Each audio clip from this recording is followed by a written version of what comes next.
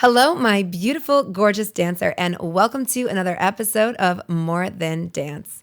My name is Chrissy Filipino, and today we are going to discuss when it is not perfect. Now, if you're anything like me, you are a recovering perfectionist, and sometimes it really truly gets in the way of your life. And how? Well, it stops you from doing certain things because it's not perfect. It procrastinates you from doing those things because it's not perfect. It delays things because it's not perfect. And it allows you to overthink things because it's not perfect.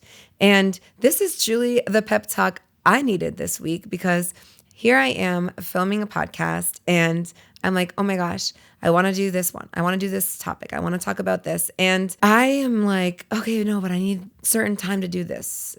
That I want to do that one right. And I want to do this one correct. And I want to make sure I have time to talk about that. And nothing is sitting and feeling right. So I'm just like, you know what? We're going to talk about when it's not perfect. And this is an exercise that I am always practicing, as I'm sure you are always practicing, because we know it doesn't exist. So really, it's not perfect anyway.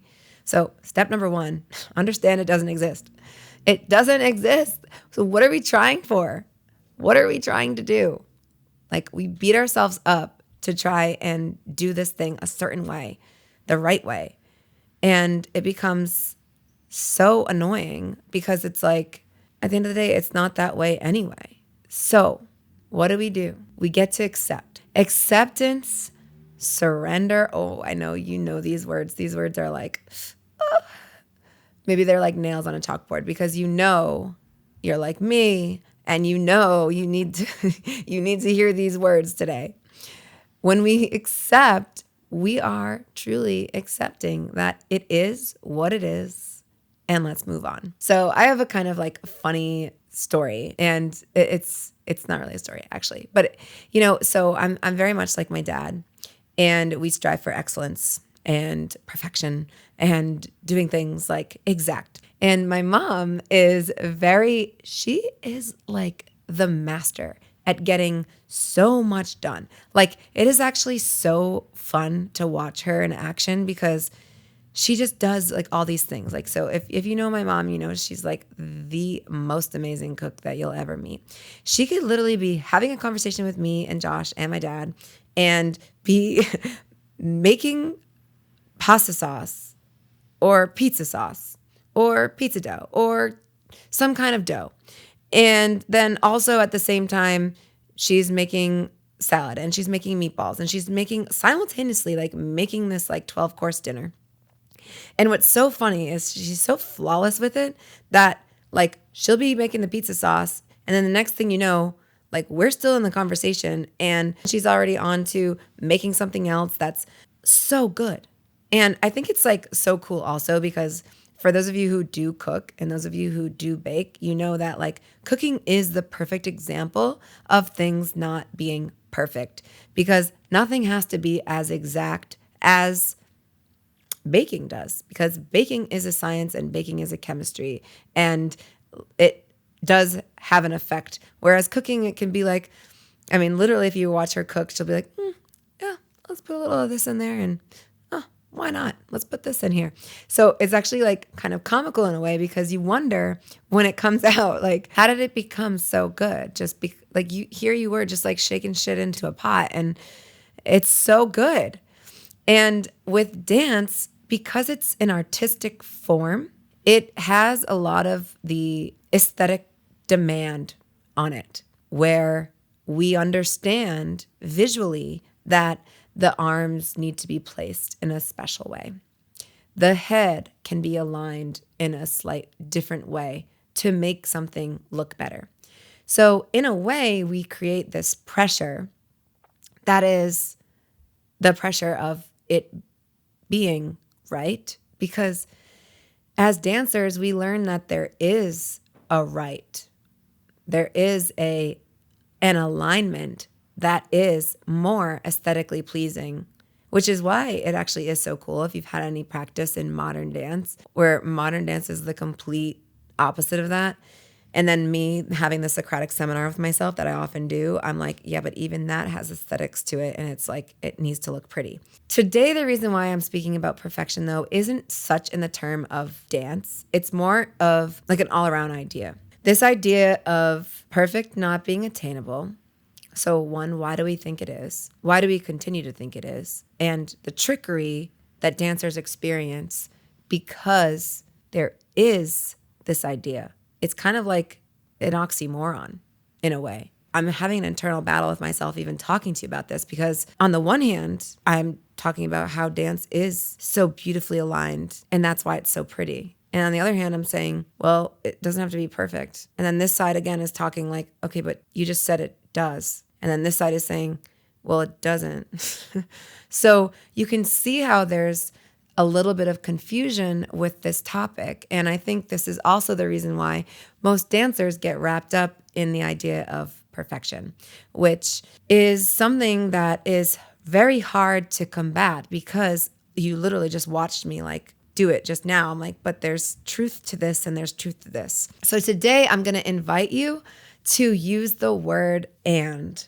And is such a powerful word because it means, yes, there's this, and there's this. And so, yes, while on this side, there is beautiful alignment, elongated legs, arms, facials, have you ever watched a dancer and just seen those like slight head movements? It's just so beautiful. Pointed toes, straight legs, correct facings, audience engagement. And on this side, there's doing it with an injury. There's doing it with yourself being mentally overloaded. There's doing it with maybe some pain. Dancers dance through pain a lot. And how can they both exist at the same time? Because humans are doing these things, not robots. And when humans are doing things, there's room for imperfection. There's room for differences. Have you ever seen dancers dance in a room? There's usually certain dancers that will just stand out for different reasons. Maybe their arms are hyperextended, so a certain movement will look more appealing on their body type. Maybe there's a smile or a way that someone's back arches and it's like, wow, that's so beautiful. And it's actually these differences that make the movement even more beautiful and really cool because it's like, wow, this is one choreography and it looks so different and so cool on all these different types of people. Now, when we're thinking about this concept of and, we're also acknowledging that there's room to grow. There's always room to grow. And we also don't need to put this pressure on ourselves all the time. Like, I can exist here talking to you about this, and I can also be thinking about these other concepts and these other things that I want to talk to you about when I have more time or when my mental state is just in a better place, where I have more room to think.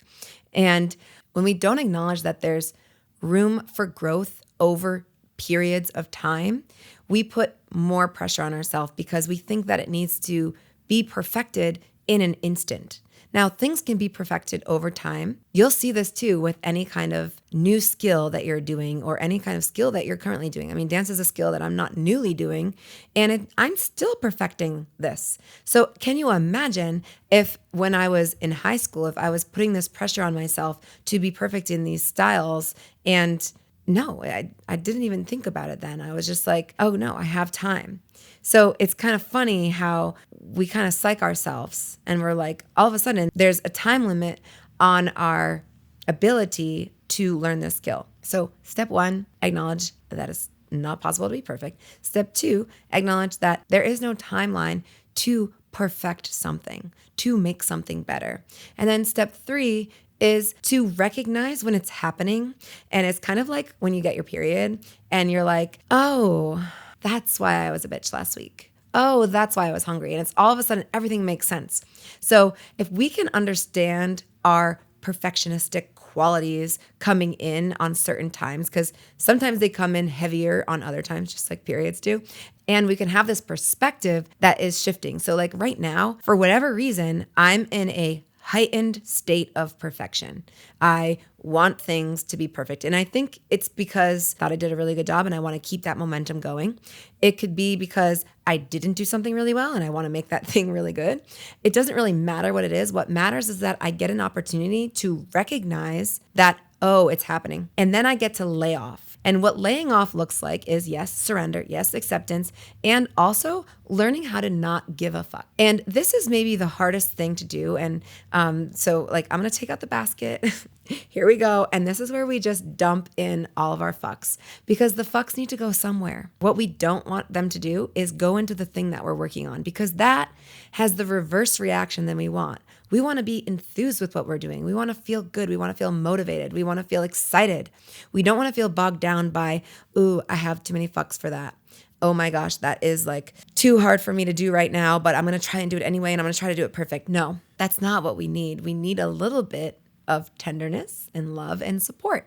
And the only person that can do that for you is you. So something's got to give. And what's got to give is your fucks. And when you are allowing yourself to give these up, there's space for more things. And if we were to replace all those fucks with your ability for acceptance and your ability for surrendering and your ability to pivot on, then you would have a little bit more room to be imperfect.